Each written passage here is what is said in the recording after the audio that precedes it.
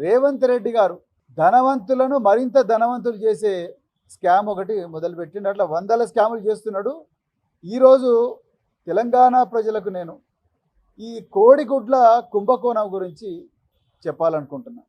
రేవంత్ రెడ్డి చాలా జాగ్రత్తగా ప్లాన్ చేసి తెలంగాణ ప్రజల కళ్ళు కప్పి ఎన్నైతే కుంభకోణాలు చేస్తున్నాడో ఆ కుంభకోణాల్లో పేద బిడ్డల పొట్టగొట్టి కనీసం అంటే 20,000 మంది చిరు వ్యాపారులందరూ కూడా వాళ్ళు రోడ్ల మీద పడి ఏడుస్తూ ఉంటే ఇలా పెద్ద పెద్ద బడా వ్యాపారస్తులు వాళ్ళ అధికార పార్టీకి చెందిన బడా నాయకులు వాళ్ళకే కాంట్రాక్ట్లు వచ్చేటట్టుగా జీవో నెంబర్ 17 తీసుకొచ్చిండు.